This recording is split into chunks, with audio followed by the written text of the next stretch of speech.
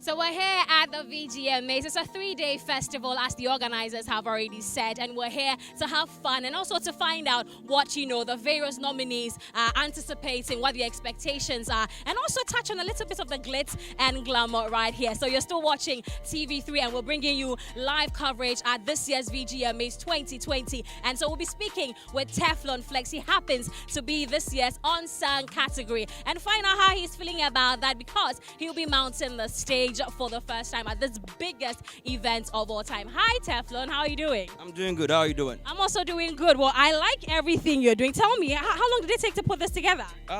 Just about 3 days. Yeah. 3 days? After they announced me as the unsung winner, so I decided to rep my culture. So I called my royal stylist and asked him that I want him to style me. So he did it, and he just arrived in Accra today. Whoa, so what would you do if it came in and it wasn't your size? Like I would have worn something different. Or something different. Well, My wardrobe and just take something and wear and come. well, I actually love what you're doing. And then the whole royalty. So tell me more about this. Yes.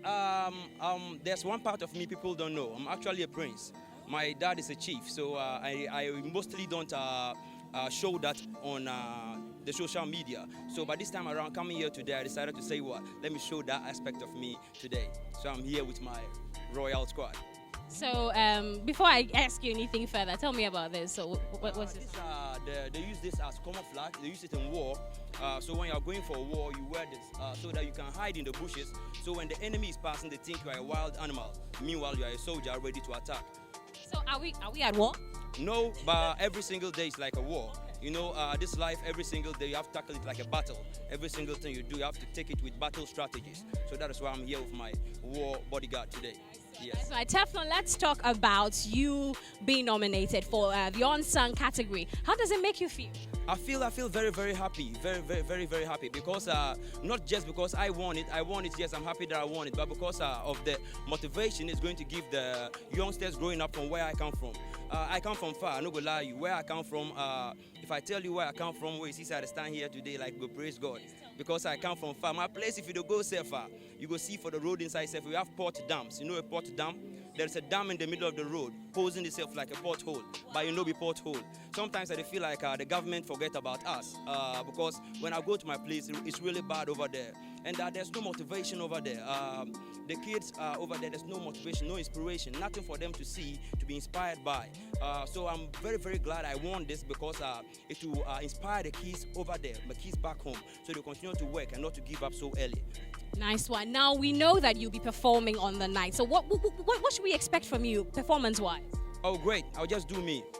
So will we see, like, you inculcating your tradition in there somewhere? Yeah, for sure.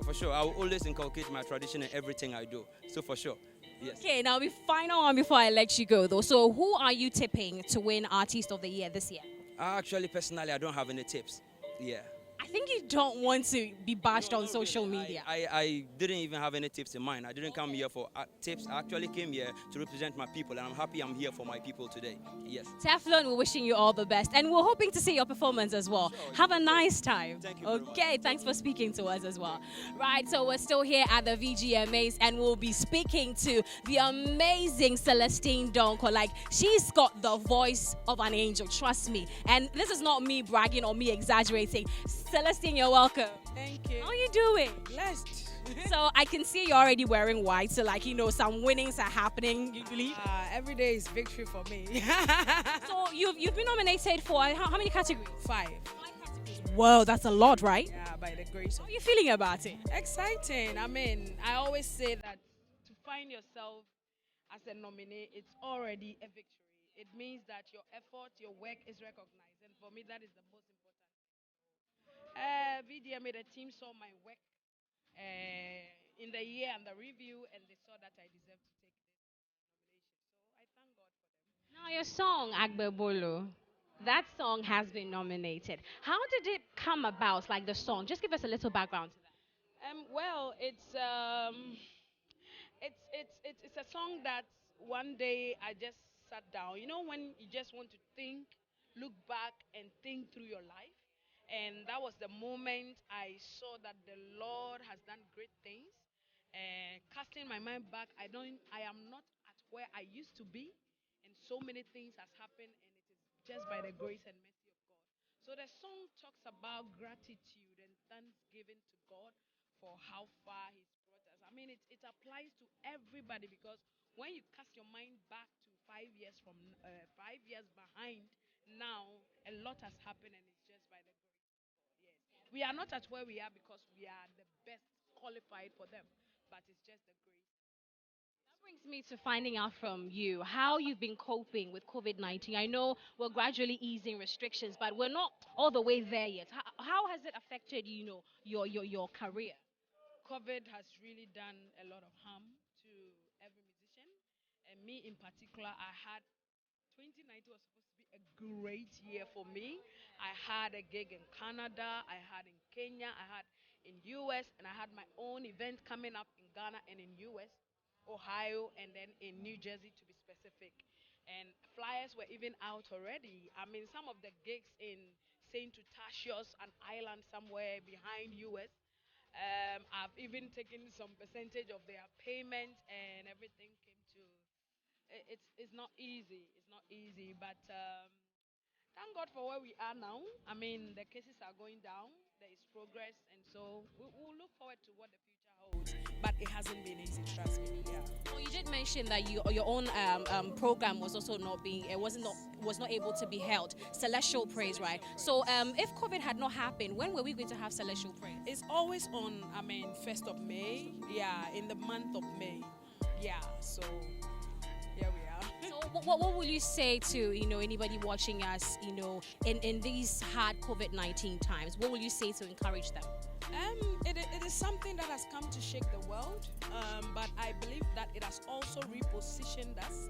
I believe that some of us, perhaps who did not take the virtual stuff seriously, we now see the worth of them, how to push your music online, purchase online. I think everybody has come to that realization that, see, we need to have a virtual life because something like this can happen and life can keep us stuck at home and we need to do things online. So it is bad. It is really caused a lot of bad, but the good side is the new awakening, that is shifting us to the virtual world and gradually helping us to embrace online stuff, online events, and it's so there's something good about it. It has come to stay. Yeah. Final one, sing a line of Agbebole before we go. I never knew you favor me this way. You turned my life around. Agbebole, I never imagined bringing me this far. You turned my life around. Agbebole. Thank you so much, and we're wishing you all the best. Have fun tonight. Thank you. Thank you. So still at the VGMAs right here, where we're interacting with your favorite celebrities, finding out what they've been up to, how COVID-19 is treating them, and how they plan on having fun at this year's event. Now, moving right along, we'll be speaking to Episode. Yes, Episode will be joining me pretty shortly. Find out, what categories he's been nominated in, and so on and so forth. Because there were some stories surrounding him regarding, Stonebwoy is not in there, Shatawale is not in there, so this is their moment. Let's find out more about that right here. You're still watching VGMAs 2020 right here on TV3. It's